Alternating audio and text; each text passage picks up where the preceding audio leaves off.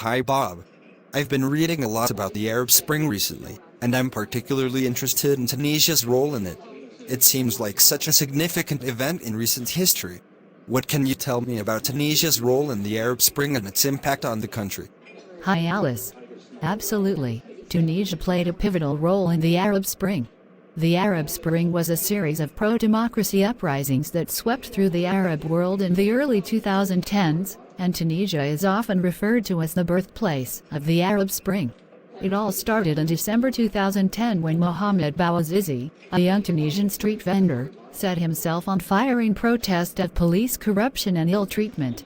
His act of self-immolation became a catalyst for widespread protests against the authoritarian regime of President Zine El Abidine Ben Ali.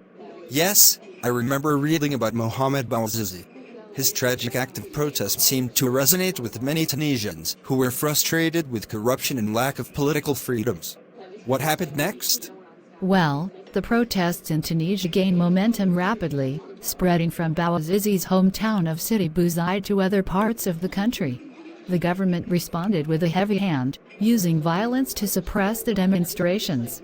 However, the protesters remained resilient, and the movement grew in size and intensity. It's remarkable how people in Tunisia refused to back down despite the violence. What were some key moments or turning points during the Tunisian Revolution?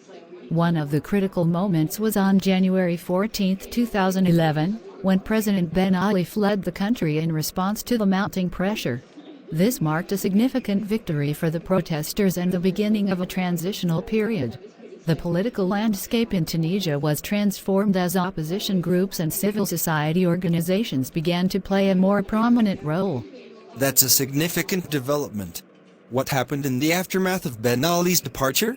After Ben Ali's departure, Tunisia faced a period of political uncertainty and instability. The interim government struggled to maintain order and address the demands of the protesters, who were calling for democratic reforms and free elections.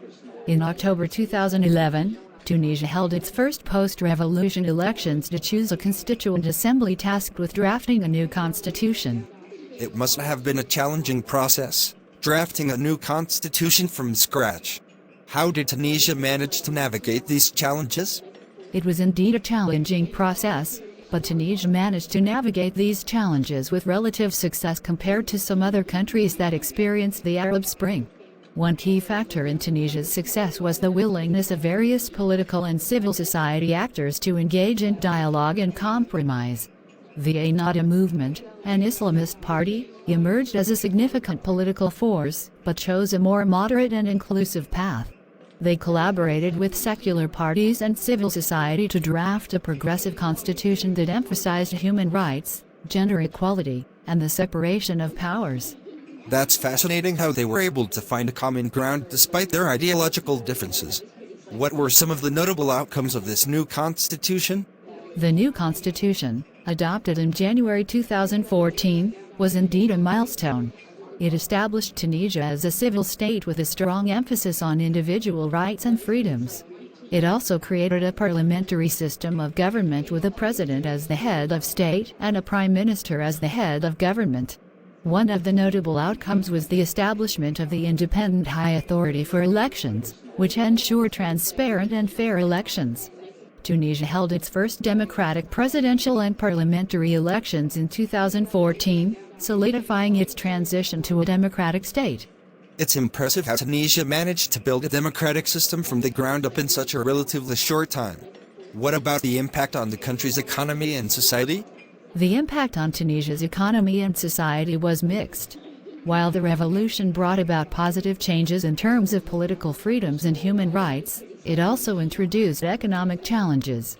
The transition period saw a decline in tourism and foreign investment due to the instability, which had a negative impact on the economy and employment rates.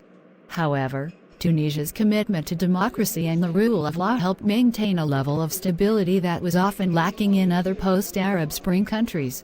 Over time, Tunisia managed to stabilize its economy and attract investment. I've heard that youth played a significant role in the Arab Spring. How did young people in Tunisia contribute to the revolution and its aftermath? Youth were indeed at the forefront of the Tunisian revolution, and their involvement continued in the post-revolution period. They utilized social media and technology to organize and mobilize protests, making it difficult for the government to control the flow of information. This tech-savvy generation played a crucial role in spreading awareness and organizing demonstrations. After the revolution, young people were actively engaged in civil society and political activism. Many joined new political parties and organizations, aiming to shape the future of their country. The youth also pushed for reforms in areas such as education and employment opportunities, highlighting the importance of addressing their needs for sustainable development. It's inspiring to see how young Tunisians were able to drive change through technology and their active participation. How has Tunisia's experience influenced other countries in the region? It's clear that Tunisia's experience had a profound impact on the Arab Spring and the broader region. Are there any ongoing challenges or issues that Tunisia is facing as a result of the revolution? Yes, Tunisia still faces several challenges. While it made significant progress in terms of democracy and political reforms, there have been ongoing struggles with economic issues, unemployment, and regional disparities. Some argue that the pace of change has been slow, and there's a need for more comprehensive economic reforms to address these challenges. Additionally, Tunisia has had to navigate the complexities of a multi-party political system, which has at times led to political gridlock and a lack of stable governance. Security concerns have also arisen, including the threat of extremism and terrorism, which have affected both the country's security and its tourism industry. It's a reminder that the path to democracy and stability can be long and filled with obstacles. What can the international community do to support Tunisia in its ongoing efforts? The international community can play a crucial role in supporting Tunisia's ongoing efforts. This support can take various forms, including economic assistance to address the country's economic challenges, technical assistance in building strong institutions, and support for civil society organizations working on human rights and governance issues. Moreover, it's essential for the international community to continue advocating for and upholding democratic values and human rights in Tunisia and the broader region. Maintaining diplomatic relations and engaging in dialogue can also help.